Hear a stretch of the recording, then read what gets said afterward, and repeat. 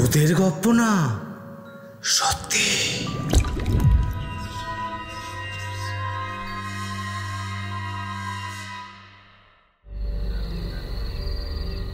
যেখানে 12 জনের লাশ উদ্ধার হয়েছে সেই বাড়ি আজ পরিত্যক্ত,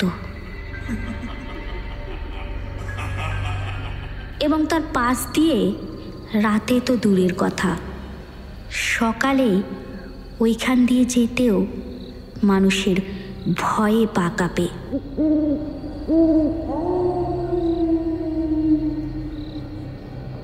ভূতের গল্প না সত্যির আজকের নিবেদন বন্ধ ঘরের পিশাচ।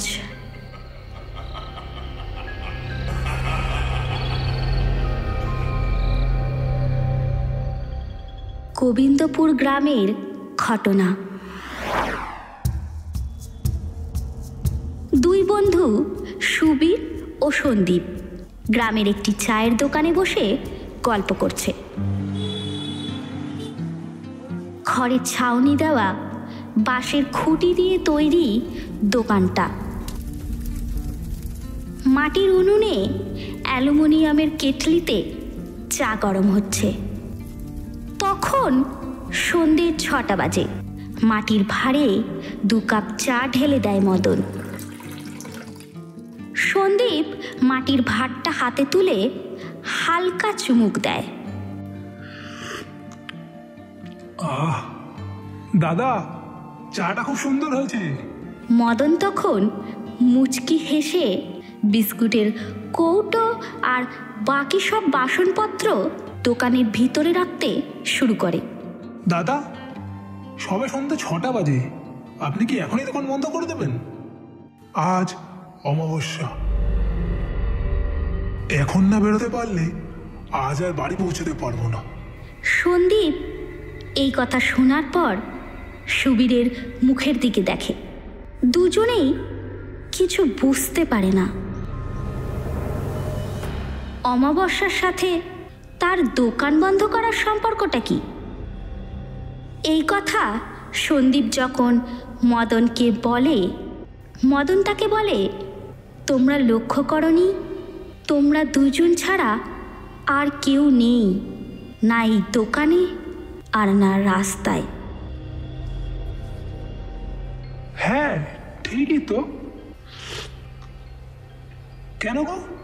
মদন তাকে জানায়, এই গোবিন্দপুর গ্রামের সেই ভয়ানক ঘটনার কথা তোমরা জানো না? ওই গ্রামে ঢোকার মুখেই বিশাল একটা বাড়ি আছে। সন্ধ্যের পর সেখান থেকে কেউ আর যেতে পারে না। অন্য রাস্তা দিয়েই যেতে হয় সবাইকে। কিন্তু অমাবস্যার সময় গ্রামের সমস্ত রাস্তায় তারা ঘোরে।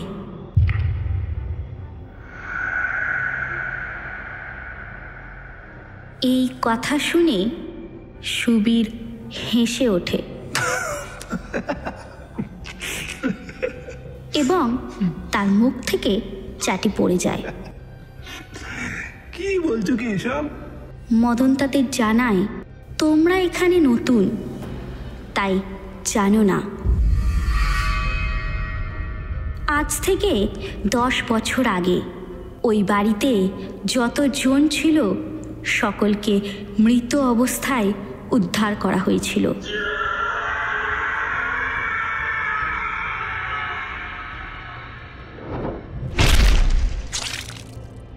কয়েকদিন পর থেকেই তাদের সকলকেই ওই বাড়ির ভিতর সন্ধ্যের পর দেখা যায় এবং কখনো কখনো তাদের আওয়াজও পাওয়া যায়।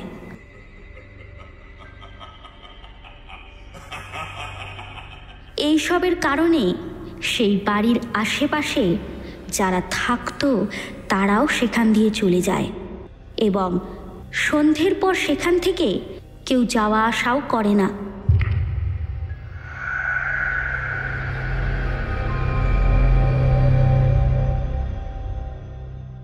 সন্দীপ এই কথায় কিছুটা বিশ্বাস করলেও সুবীর পুরো কথাটা গুজব বলে হেসে উড়িয়ে দেয়। মদন তাদের বলে, তোমার যদি আমার কথা বিশ্বাস না হয় তাহলে চলো, এখনই চলো আমার সঙ্গে, নিজের চোখেই দেখবে যে কি আছে আর কি নেই। মদনের এই কথা শুনে সুবীর তাতে রাজি হয়ে যায়, কিন্তু সন্দীপ এই ব্যাপারে আপত্তি করলেও সুবীর তার কোনো কথাই শোনে না এবং স্থির করে যে সে মদনের সাথে তার গ্রামে যাবে।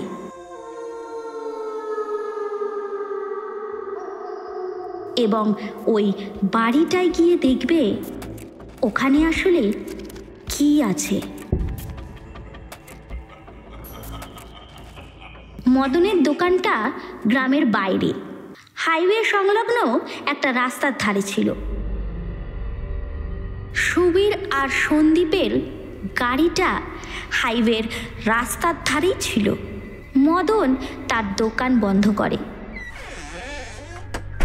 সুবীর হেঁটে যায় গাড়িটার কাছে।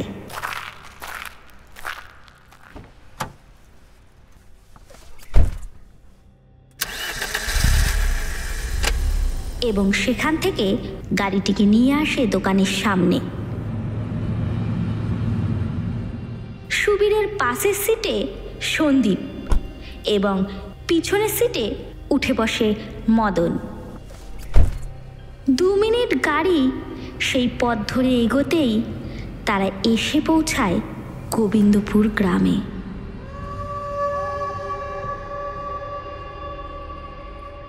মদন, দাদা, এই দিক দিয়ে যাবেন না, এখানেই আছে এই বাড়িটা, আপনি পাশের রাস্তাটা নিন। সুবীর মদনের কোনো কথাই শোনে না এবং তার বারণ করা সত্ত্বেও সে গাড়িটা ওই দিকেই নিয়ে যায়। কিছুটা এগোতেই এবারে অন্ধকার রাস্তায় গাড়ির আলো ছাড়াও দূরে কিছু আলো দেখতে পাওয়া যায় এবং সামনেই রাস্তার ধারে একটা সবুজ বোর্ডে সাদা দিয়ে লেখা গোবিন্দপুর গ্রাম। সন্দীপ লক্ষ্য করে মদন পিছনের সিটে একেবারে গুটিসুটি হয়ে বসে, চোখ বন্ধ করে ভগবানের নাম জপ করছে।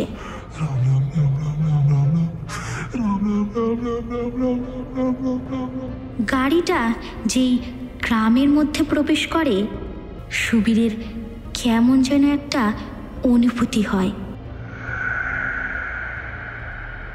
যেটা এর আগে তার কোনোদিনও হয়নি। গ্রামে ঢুকতেই ঠিক রাস্তার বাঁ দিকেই ছিল সেই বাড়িটা। দেখেই বোঝা যাচ্ছিল বহু বছর সেখানে কেউ থাকে না এবং মদনের কথা মতন তার আশেপাশের বাড়িগুলিও ভগ্নপ্রায় অবস্থায় পড়ে আছে। সুবীর 2-1 বার মদনকে ডাকে, এই বাড়িটা? ও মদন দা, এই বাড়িটা? সুবীরের কোনো কথাই সে উত্তর দেয় না। গুটিসুটি অবস্থায় সে সেইভাবেই বসে থাকে।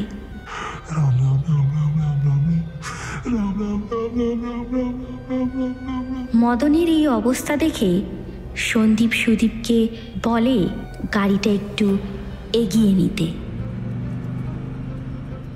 সুবীরও গাড়িটা ওই বাড়িটা থেকে একটু দূরে গ্রামের ভেতরে নিয়ে যায়।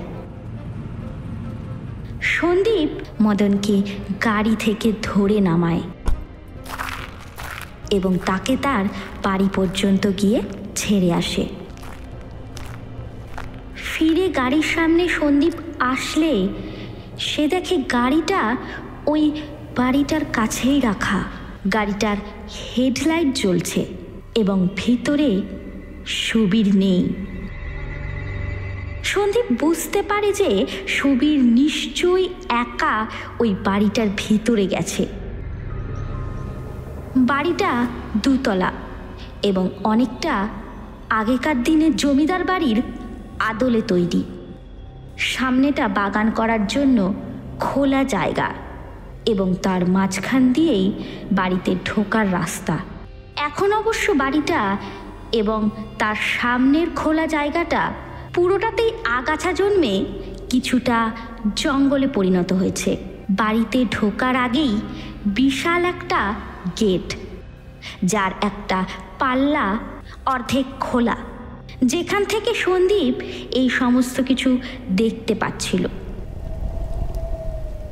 সন্দীপ ওই বাড়ির ভিতরে ঢুকতে যাবে, এমন সময় তার মনে হলো কেউ যেন সেই বাড়ির ছাদে দাঁড়িয়ে।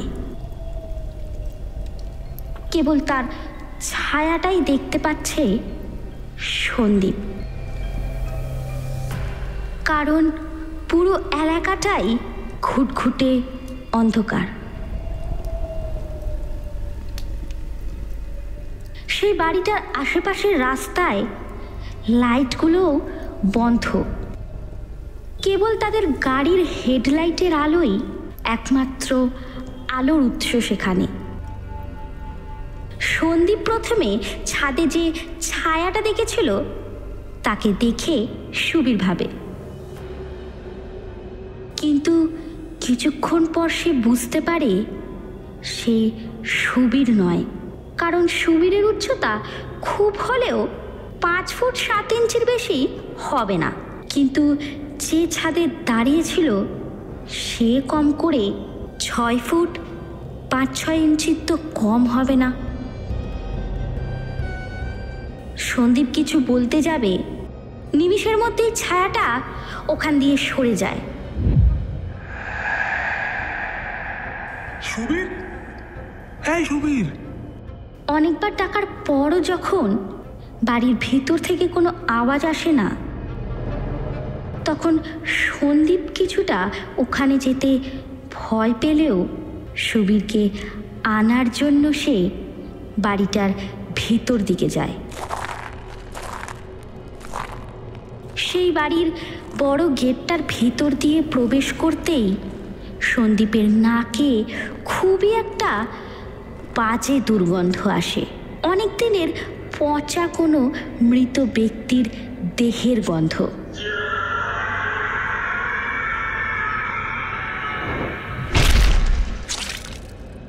গেট থেকে বাড়িটার ভিতর পর্যন্ত রাস্তাটায় আগাছা ভর্তি ছিল, কিন্তু সন্দীপের সেখান থেকে যেতে কোনো রকম অসুবিধা হচ্ছিল না,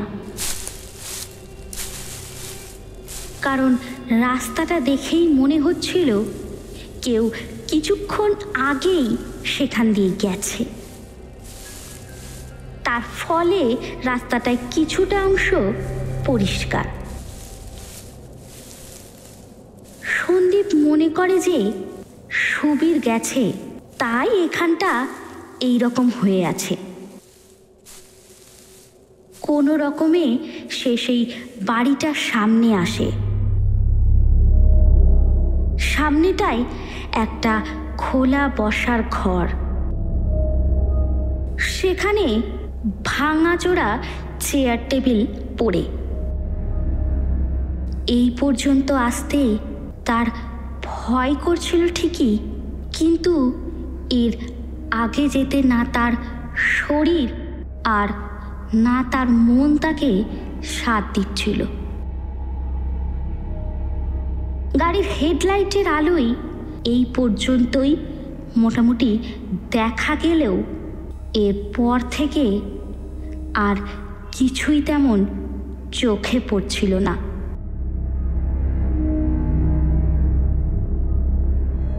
সন্দীপ তার মোবাইলের টর্চের আলো জ্বালায় এবং দেখে সামনে সেই খোলা বারান্দার পরই দুটো বড় বড় ঘর এবং তারই মাঝখান থেকে একটা রাস্তা বেরিয়ে যাচ্ছে ভিতরের দিকে। ভিতরে আবার খোলা আর একটা উঠোন, আর তার চারিপাশে অনেকগুলি ঘর এবং রান্নাঘর। সন্দীপ এখনো সেই খোলা বারান্দার সামনেই দাঁড়িয়ে। সামনে সেই ঘর দুটোতে টর্চের আলো মারে। ভাঙা জানলা এবং দরজা দিয়ে সেখানে আলো পড়তেই সন্দীপের মনে হলো কেউ যেন সেখানে দাঁড়িয়ে ছিল। তারপরেই তার টর্চের আলো পড়ে ভিতরের খোলা উঠোনে। সেইখানেই সুবীর এখন দাঁড়িয়ে, কিন্তু সন্দীপের দিকে পিঠ করে ছাদের দিকে তাকিয়ে যেন কি দেখছে সে। সন্দীপ চেয়েও সুবীরকে ডাকার জন্য তার গলা দিয়ে একটুকুও স্বর বের করতে পারছিল না।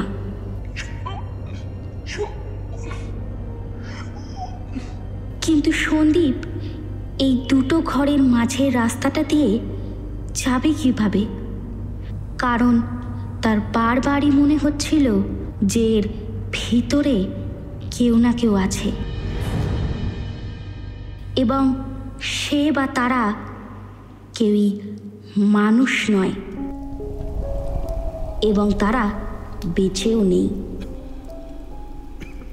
কিছুক্ষণ দাঁড়িয়ে থাকার পর সন্দীপ সুবীরের দিকে হাঁটতে শুরু করে এবং বারবার একবার এই ঘর ও ওই ঘরের দিকে মোবাইলের টর্চের আলো মেরে দেখে কাউকে দেখতে পাওয়া যাচ্ছে কিনা। এক পা দুপা করে পা টিপে টিপে সে সুবীরের কাছে আসে। সন্দীপকে দেখে সুবীর বলে, আলোটা বন্ধ করে দে, না হলে ওরা দেখে নেবে। ওরা ওরা কারা? সন্দীপের মুখের কথা পুরো শেষও হয়নি, আর তার চোখে যায় সেই বাড়ির ছাদে এবং সামনের একটা ঘরের দিকে। সন্দীপ দেখে ছাদে সেই লম্বা লোকটা দাঁড়িয়ে, এবং সামনের ঘরে দুজন। এখনো তাদের কেবল ছাওয়াই দেখতে পাওয়া যাচ্ছে।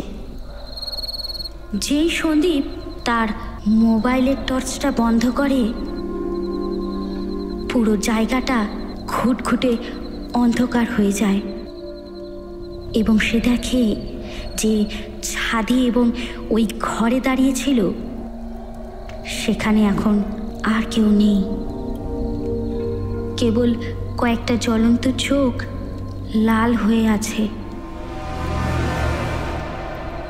আর তাদের দুজনকেই দেখছে। আর ঘরের ভিতর দিয়ে একটা মহিলার বিকট হাসি ভেসে আসছে। এই সমস্ত কিছু দেখে শুনে সুবীর ও সন্দীপ ওখান থেকে পালানোর জন্য ঘোরে। তারা দেখে বাইরে বেরোনোর জন্য যে রাস্তাটা আছে সেখানে সেই লম্বা লোকটা দাঁড়িয়ে। কখন ও কিভাবে সে ওই ছাদ থেকে নেমে এখন তাদের সামনে দাঁড়িয়ে? তারা এখনো লোকটিকে দেখতে পাচ্ছে না, কেবল তারা দেখছে একটা লম্বা লোকের ছায়া, এবং যার দুটো চোখ লাল হয়ে জ্বলছে। তখনই কে যেন এসে তাদের দুজনের কানে এসে বলে, এবারে চাবি কোথায়?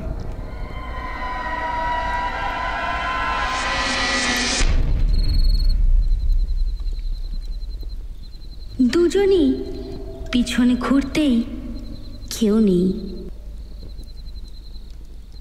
এবারে সারা বাড়িতে সেই হাসির আওয়াজ ঘুরতে থাকে। সুবীর ঘুরে দেখে সামনের রাস্তাটা ফাঁকা। সন্দীপের হাতটা ধরে সে জোরে টান মারে এবং দৌড় দেয় বাইরের দিকে। যতক্ষণ না তারা বাড়ির বাইরে বেরিয়ে এসে গাড়ির কাছে এসে না পৌঁছায় তারা থামে না।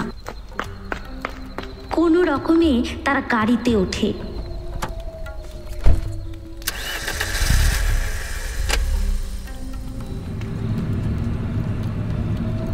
এবং সেই গ্রাম থেকে বেরিয়ে কাঁচা রাস্তার উপর দিয়ে এসে ওঠে হাইওয়েতে। কিছুটা দূরে যাবার পর একটা ধাবায় সুবীর গাড়িটা থামায় এবং দুজনেই গাড়ি থেকে নেমে চোখে মুখে জল দেয়। প্রায় মিনিট খানেক পর যখন তারা নিজেকে একটু সামলায়, সুবীর বুঝতে পায় সে তাড়াহুড়োয় গাড়ির চাবি গাড়িতেই ফেলে এসেছে। সেটি আনতে সুবীর সন্দীপকে পাঠায়। গাড়িটা ধাবার পাশেই রাখা ছিল। সন্দীপ যখন সেই গাড়িটার সামনে যায় সে দেখে গাড়ির পিছনের সিটে একটা লম্বা লোক বসে, কিন্তু এবারেও সে লোকটাকে দেখতে পাচ্ছে না।